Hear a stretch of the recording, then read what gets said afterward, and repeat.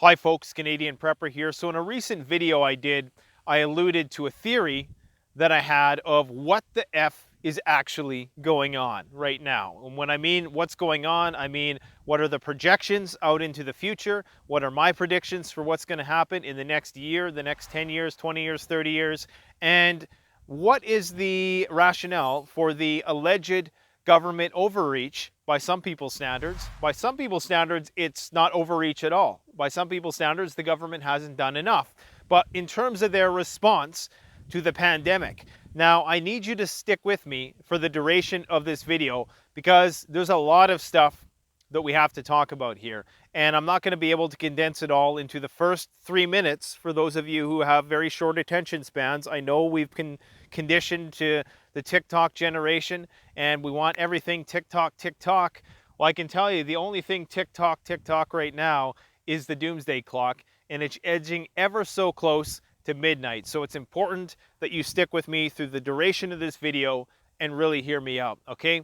So the first thing you need to realize is that, pandemic or not, we are in the midst of the 6th mass extinction. It's also known as the Holocene extinction. Some people call it the Anthropocene extinction. Anthro meaning human-caused extinction of species on the planet. This is an indisputable scientific fact that the amount of species going extinct every year is 100 to 1,000 times the normal background amounts which would occur in the absence of human activity. This reduction in biodiversity is part of the reason why they're stockpiling seeds in a doomsday seed vault, and I'm quite certain that there's many of these seed vaults around the world. And I should say that seed vault is now in need of refurbishing or transport to a new location because it's being flooded out because the Arctic sea ice is melting. So much for the doomsday Svalbard seed vault. But this reduction in biodiversity, be it plants, animals, insects, is going to make it very difficult for us to basically grow food for our populations in the future. And this is an ongoing event. And this has not stopped just because COVID slowed the planet down. If anything, it's been accelerated in other respects. So we're going to talk about what the hell that has to do with the current pandemic, what my projections are for the election this year, and what do I think is going to happen afterwards. So let's just dive right into it. Now, this next point, not everybody's going to agree with, but it's a fact and you just need to accept it, that there is this thing called climate change occurring. It's a very real, scientifically proven phenomena. The empirical data supports it in all respects. It's something which is happening, and it's something that we're not doing anything about. Never mind the Greta Thunbergs and all the outrage and the IPCC recommendations and the Paris Accord. All of that trivial nonsense is not doing a damn thing. And in fact, nothing has actually tangibly been done on a global scale to address the problem, other than governments trying to exploit the crisis to tax us all even more with carbon taxation, which is not going to accomplish anything. That's just the government trying to capitalize on a crisis. So don't conflate, Al Gore's failed prophecies and people trying to profit off of environmentalism in any way they can with the fact that it does not exist. It actually does exist. It's a real thing and it's coming. And you know it's a real thing because nothing is being done about it. Every country on the planet now, after this whole COVID thing, is going to be even more isolationist. You see it with Brexit. You see it with China, the rift between China and the United States. Everybody is going full steam ahead to develop and industrialize at the expense of course, the environment. And because we don't have any sort of global agreement in order to do something about this, it's going to continue and nothing is going to get done. This is even more proof, aside the scientific evidence, that it's a real thing, is that nope, nothing's being done about it. If it was some grand conspiracy, just to tax us to death and stuff us into the urban megacities, then they would be doing a lot more, along those lines. But they're really not doing that. That's probably going to come, but it's going to be just one of the vicissitudes of the breakdown of the climate and the corresponding breakdown of society. By 2030, the gross domestic product of China is going to be twice that of the United States. India is going to be following closely in their footsteps, and we both know their track record on the environment. Now, the reason why all this is so important is because this year the Arctic sea ice was at a record low density and the second lowest extent on record. Now, I'm going to talk about why that is so significant. I'm going to overlay some footage here of how much sea ice has been lost over the last 40 years. And it's absolutely staggering. And when you understand what the implications of this actually are, it's frightening to think what's going to happen when all of the sea ice is actually gone. It's not going to be good. We're going to see cataclysmic impacts around the planet when the sea ice dissipates.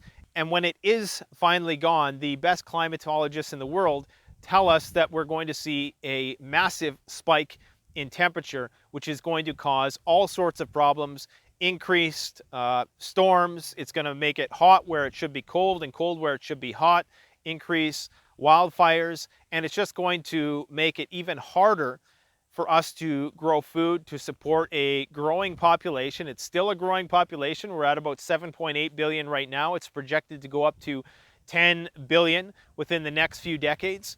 And I don't really see it leveling off. And even if it does, the consumption is going to continue to increase. As China and India have a middle class, they're going to want to start to consume in the same way that we Westerners consume. So there is no end in sight. Every country is going full steam ahead in terms of development.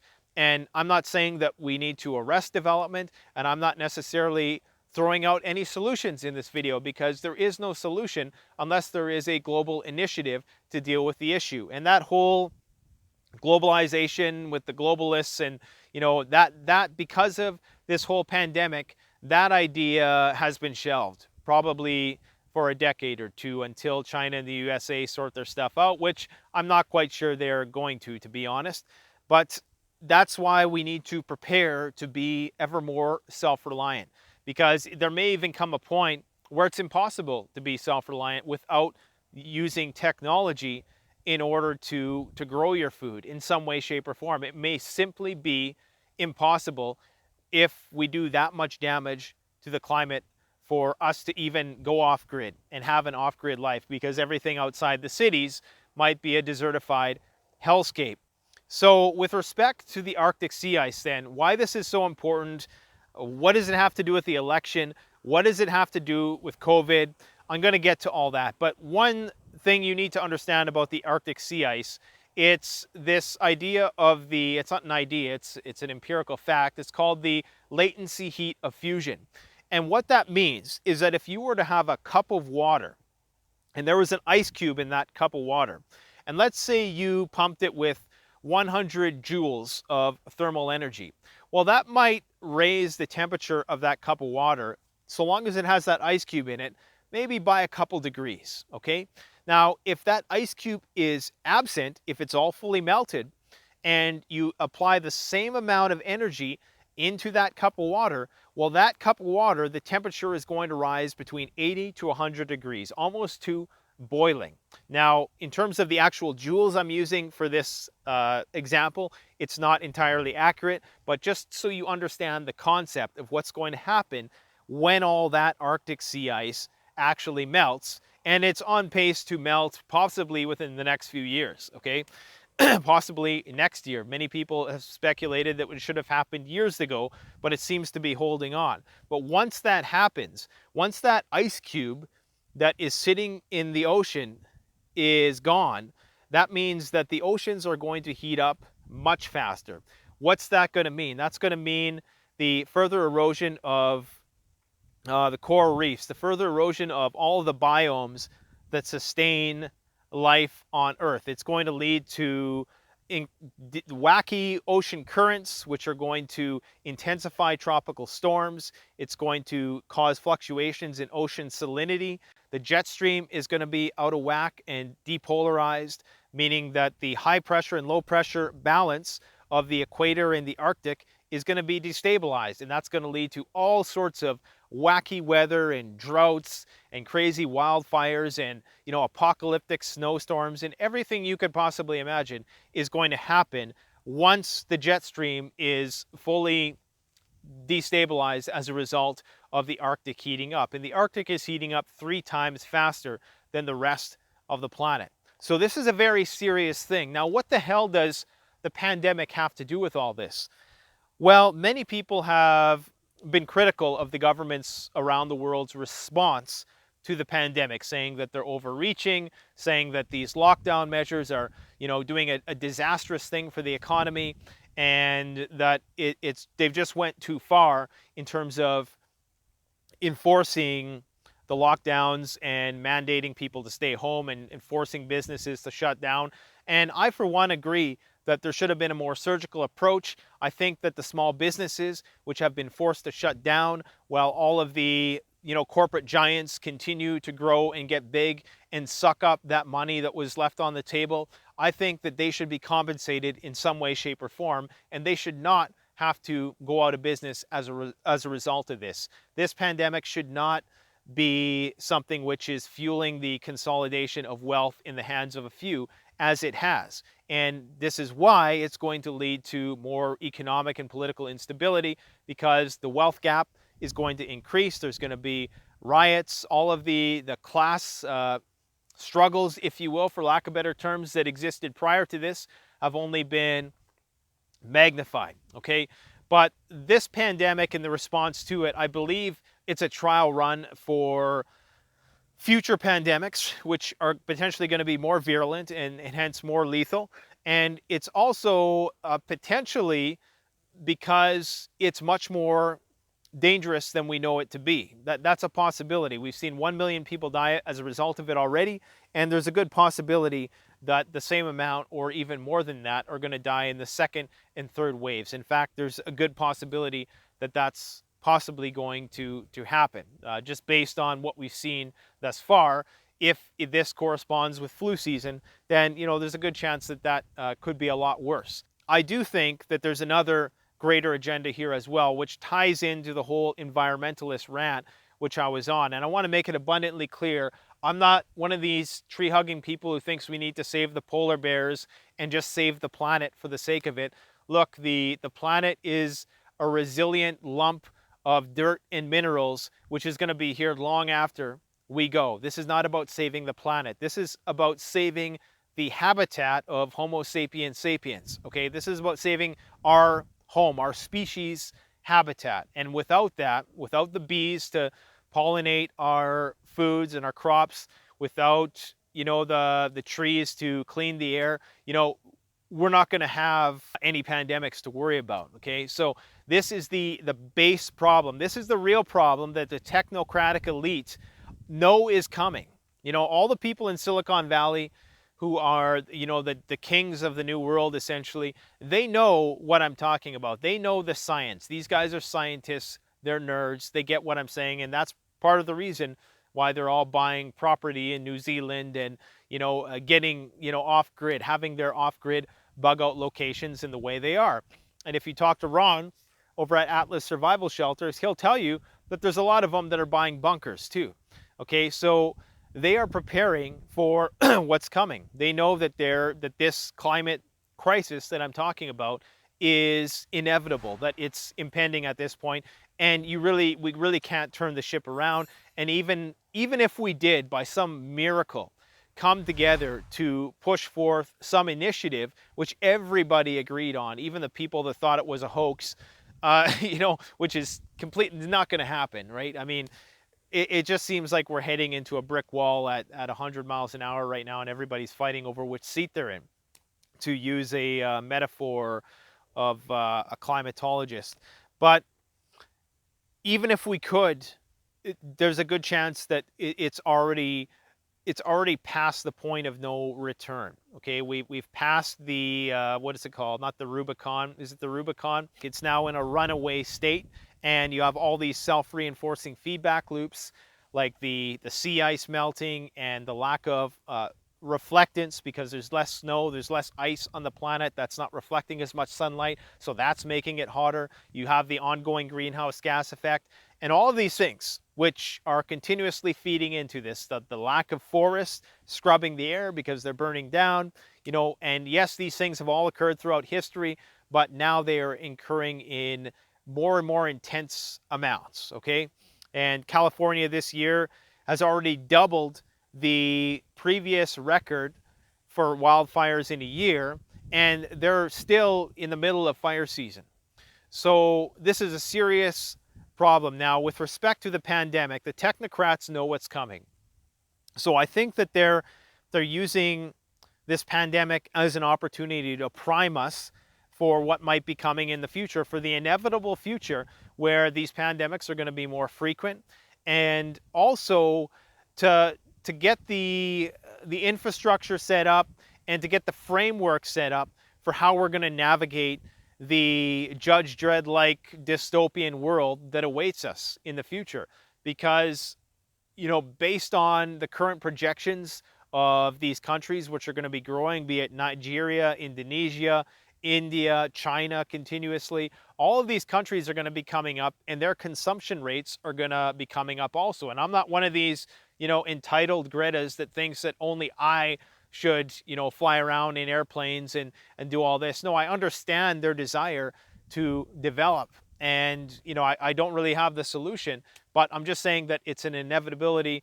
It's going to happen. Things are going to get increasingly worse. And as we become more isolationist, tensions are going to rise between the United States and China, as we're seeing between TikTok, which I think is conveniently symbolic of the doomsday clock. Because again, TikTok goes the doomsday clock. Isn't it tragically ironic that now the doomsday clock is closer than it's ever been before to midnight? And we're debating about TikTok and big data collection. Now, on the topic of big data, because I know a lot of people think that their rights have been infringed as a result of this pandemic because you got to wear a mask, and yes, the mandatory business shutdowns are bullshit. I get that. But let's really put this in perspective here. If you have one of these devices, this dwarfs any right which has been infringed upon by the pandemic. You having to wear a mask in a grocery store, well, it might be, you might be able to argue that it's priming you to be compliant in terms of, on a social engineering level. You maybe could make that argument, but realistically, big data has you by the balls as it is. They don't need to put you in a mask. All they need is for you to carry one of these devices around wherever you go, so they can hear everything you say, they can see everything you do if they want to.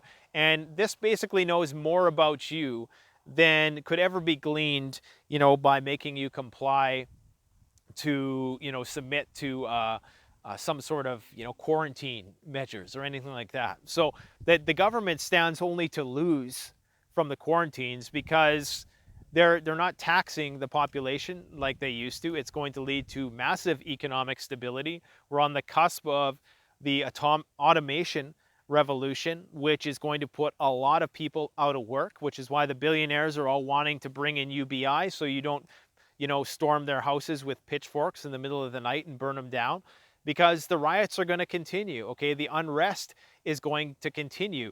And in some ways, it seems like, I hate to put on the tinfoil hat, but it almost seems like maybe they want a little bit of unrest because they recognize that the future is going to require an authoritarian presence, a more stricter authoritarian presence, because as we go into greater debt, because we are at the end of a debt cycle, they've, every country on earth has printed more money than their gross domestic product. Well, maybe not that much, but a lot of countries have went into massive debt this year to basically support all their people not working.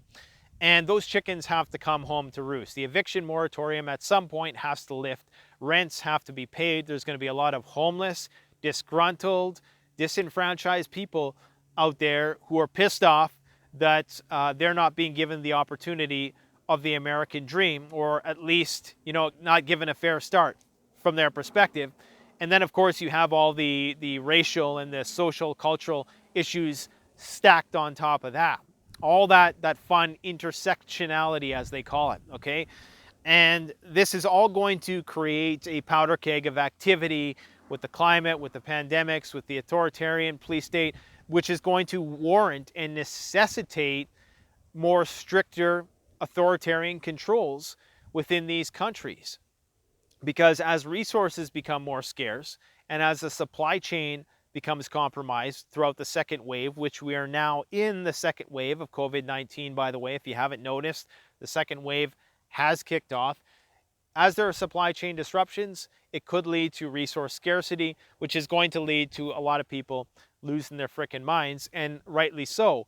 If you just lost your job and, a couple months ago you had a good job, you were a hardworking person and you have kids to feed, and now you find yourself on the street and the food bank lines are long and the food banks are running out of food even, and the global price of food is going up, people are going to riot. People are going to be really pissed off, and they're going to be forced to bring in some kind of universal basic income or whatever the case might be. And how they're going to fund that, I'm not sure. Obviously, I think the idea is that robots are going to do all the work and we're just going to sit there and consume through our intravenous proteins, carbohydrates, whatever mixture of sludge they decide to feed us while we slap on our virtual reality headsets and imagine that we're in a forest somewhere or something like that, just to keep us all, compliant and satisfied and docile. Who knows where that's going to go? Who knows how far we're going to go into that? But I really do think that the end game for all of this is human beings living in these mega cities which are supported by technology. See, technology is going to be what makes this whole situation I'm describing survivable.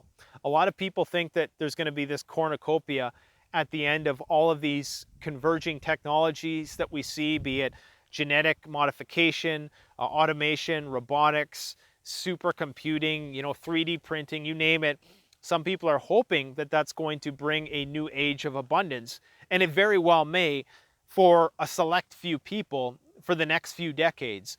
But it's going to take a long time, I think, before we get to a level with our technology to offset all the climate destruction that is going to happen in the process of getting there, to feed everybody and to bring everybody abundance. I think it's going to be very stratified for the first little while, with the top 1%, as usual, living high on the hog, while everybody else down below struggles just to survive. But technology will make this future livable, which is why it really is going to resemble a dystopian police state, I do believe. And I recently did a poll on the channel where I asked that question of which one of these movies, was it Mad Max, Judge Dredd, Demolition Man, Elysium, and there was one other one, The Running Man. Which one of those movies do you think is the future going to be most like? And I think people chose the movie Elysium, which was, of course, depicted a future in which it was this police state, policed by robots, essentially, which are built by all the starving humans who are overpopulated, and the climate is destroyed, and all the rich people live in this, palace in the sky, basically.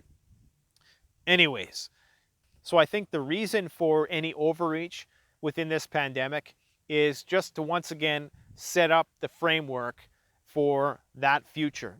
Now, in terms of the election, I think that the Democrats are actively trying to throw the election. Actually, before we dive into this, let's just play Hegelian dialectics and play into the whole left versus right is actually a real thing.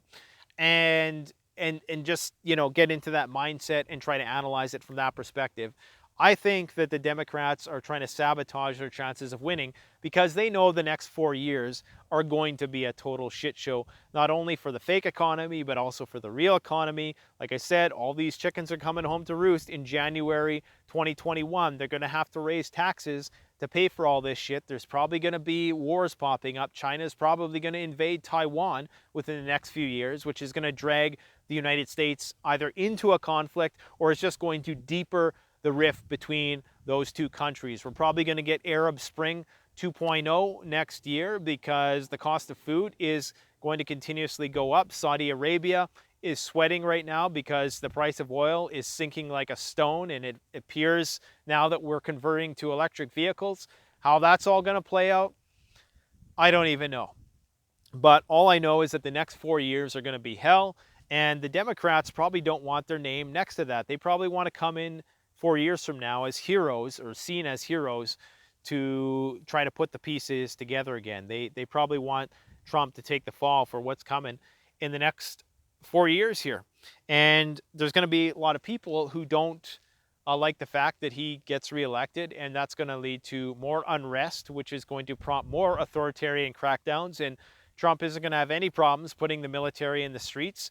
And unironically, there's going to be a lot of people who support the idea of having troops in the streets because it will be better than having their businesses burned down. But as we all know, that's a slippery slope.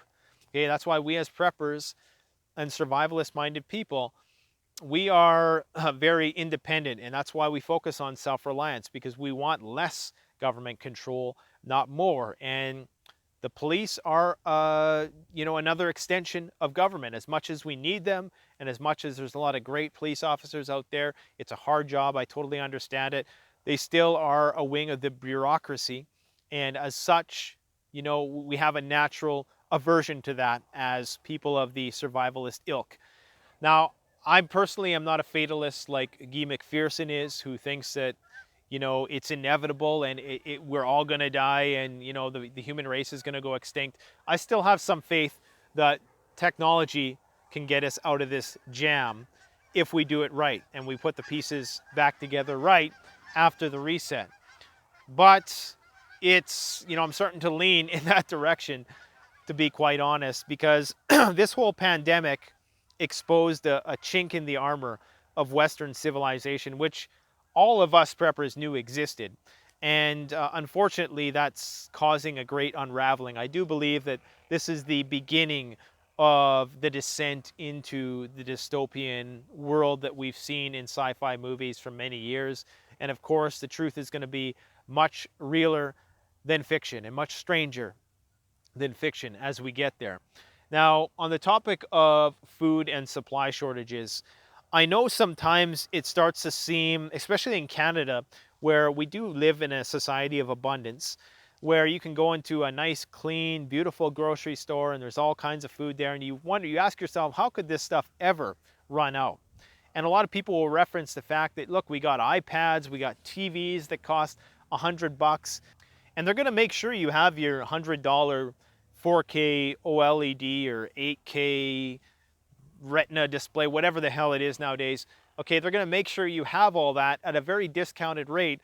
And the fact is, you only have to buy those things once, but you have to buy food every day, every 2 weeks, every month. You got to go to the grocery store and stock up. So it's a recurring fee. So while all the prices of these other electronic commodities has gone down, it's not a reflection of the abundance of nutritious food. And I say nutritious food because if you look at the price of food in the 1950s, proportionally per calorie spent, yes, it's a little cheaper nowadays, but the food you got back then, and I'm talking about the real food that's on the periphery of the grocery store, the meat products, the produce, the grains, the dairy products, all those things that come off the farm.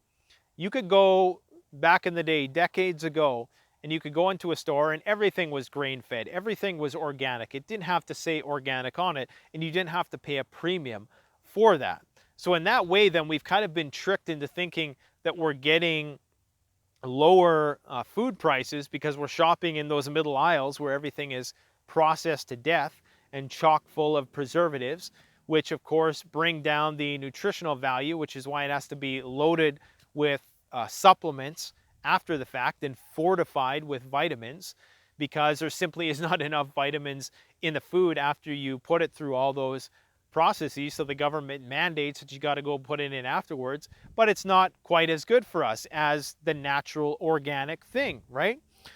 So what I'm saying is, don't be deceived by that veneer of cheap electronics and nice, fancy, beautifully designed grocery stores. Because I can tell you right now, we're going to run out of food within those pretty grocery stores long before we run out of pretty grocery stores, if that makes sense. So anyways, guys, I would strongly recommend that you take preparedness seriously as we descend upon 2021 and the elections right now, the economy. As for the stock market right now, I mean, it's going wild. It's basically on life support, I think, and it's just waiting to take a plunge. It's waiting to start to go down the mountain, down the stairs. Anyways, guys, let me know what you think in the comment section below. Thanks for watching. Don't forget to like, comment, subscribe. If you enjoyed the video, stay prepped. Canadian Prepper out. And the next video is all about food storage and preservation. So stay tuned for that. Thanks for watching, guys.